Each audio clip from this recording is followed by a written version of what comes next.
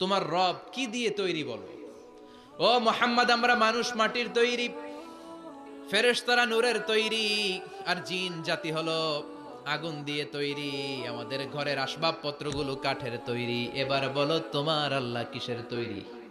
আহুয়া মিন ফিদ্দা, তোমার আল্লাহ কি রূপার তৈরি? রূপার খোদা? আহু আমিন জাহাব, নাকি সোনার খোদা? স্বর্ণ দিয়ে বানানো আল্লাহ? আহু আমিন খাসাব, নাকি কাঠ দিয়ে বানানো তোমার আল্লাহ? কি দিয়ে বানানো বলো। বিশ্ব নবীর কাছে তখন জিব্রাইল আয়াত নাজিল করলেন আর বললেন, নবী, ওদের প্রশ্নের জবাব আপনি এই সূরা দিয়ে পড়েন আর বলেন, কুল হুয়াল্লাহু আহাদ আল্লাহুস সামাদ লাম ইয়ালিদ ওয়া লাম ইউলাদ ওয়ালাম ইয়াকুন লাহু কুফুয়ান আহাদ। পড়েন সুবহানাল্লাহ।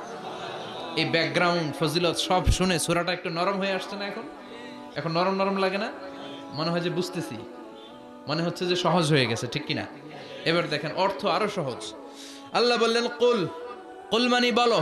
কোরআনের যত জায়গায় কুল পাবেন, রব্বুল আলামিন তার পেয়ারা হাবিবকে অর্ডার করছেন, কুল মানে বলো, সে ও মাই মেসেঞ্জার, সে বলো। কুল মানে কি? কুল মানে বলো।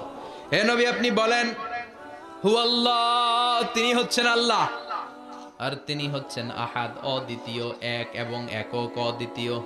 তাহলে প্রথমে বলতে বললেন, ও নবী, আমার সব পরিচয় দেওয়ার আগে আগে নামের পরিচয় দেন। জোরে কোন ঠিক কিনা? আগে ওদের বলে দেন, আমার নাম হলো আল্লাহ। আমার নাম কি? কুল হু আল্লাহ। নবী, আপনি বলেন, তিনি হলেন আল্লাহ। তিনি কে?